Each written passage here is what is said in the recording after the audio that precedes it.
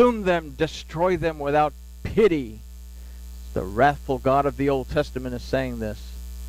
So the word used for pity is the word chos, that also means to spare, as well as to have compassion.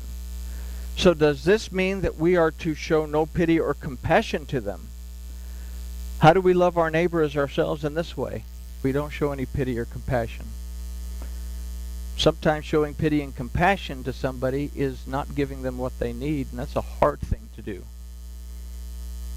Let's consider that the verse says that it is our eye that is not to pity.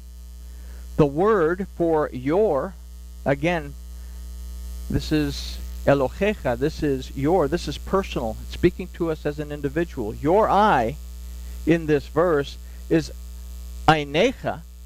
Ayin, aside from eye, also means the mental and spiritual faculties that we possess and our ability to perceive through them. So it doesn't just mean eye, it means a little bit more. Mental and spiritual faculties and our ability to perceive through them. So the idea that we're left with is that of not showing pity or compassion based on our mental or spiritual perception of the observation. So that really doesn't make a whole lot of sense. God told me not to do anything for that person. Still, the concept is counter to showing love to others. We considered, however, that the word chos didn't just mean pity and compassion. It also meant to spare. It is with this that we can formulate an idea that we are not to spare our mental or spiritual perception and observation. We are not to spare our spiritual or mental observation. How can we be compassionate towards others if we are not aware of them mentally first and then spiritually?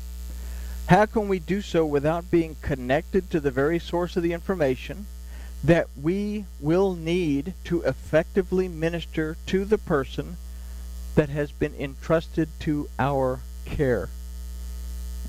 And we have to take that kind of seriously. This person, this total stranger, just for that moment, has been entrusted to our care. I have to be able to mentally understand. I have to spiritually connect to Elohim to receive instruction as to what to do in 60 seconds of time that I'm going to spend with this person. Now, the English of this verse leaves out a word. And it's a word that will bring this concept some clarity. And this word is Al Lechem. Shalom Alechem. Did y'all forget already? Al Lechem Shalom. We say, peace be upon you. It's something the young people are learning, some basic phrases. But Al Lechem, it means upon, but it also means on the ground of, according to, on account of, concerning, and on behalf of. What precedes this word is again the et that represents the word of Yahuwah. So if we add these that were otherwise left out of the English to our idea, we can consider this. We are not to spare our mental and spiritual consideration of others. We must consider them according to, on account of, and on behalf of the word of Yahuwah, and through it show pity and compassion. The word of Yahuwah tells us to be compassionate and to love our neighbor as we love ourselves. We're commanded not to murder, which includes verbally. Are we in the image of and a reflection of our Elohim? And if we are, then we are also to love those whom He created. If we are made in the image and the of Elohim, then we are a reflection of Yahweh Elohim. We have to love others. We have to be compassionate. Even when we're not getting through, we can still plant seeds. What we are not to do is to serve their deities, because that will be a snare unto you. So let's consider this in light of listening to someone else's problems. We have to love others and be compassionate, But we cannot allow ourselves to be drawn into their issues, their deities. We cannot allow ourselves to be trapped into becoming a third party to a dispute. From the standpoint of our relationship with Yahweh, we cannot allow the dogma of those that we minister to influence us. This too will trap us in a "you said it was okay" game, thus making us responsible for the misery in their lives. You ever heard that before? Well, you told me to do that. Yeah, well, if I told you to do that, it's because I allowed myself to be sucked in to your problem, and then I gave you advice based on my carnal self. We have to be able to observe mentally and spiritually, stay connected to Elohim, and then simply plant seeds, but don't get involved, don't get sucked into the problem. We must stand on the word of Yahweh when we're ministering to others and not allow ourselves to be sucked into their issues. Oh, wow, look at there, I wrote it down. We must always be aware of the differences between Lashon Hara, the evil tongue, and Shmiras Halashon, the guarded tongue. Lashon Hara includes gossip, which according to the Jewish sages is what caused the leprosy. Say Shmiras Halashon. The root of the word Shmiras is Shema, or Shamar. That means to guard, to treasure, to protect. We have to be respectful of what comes out of our mouth.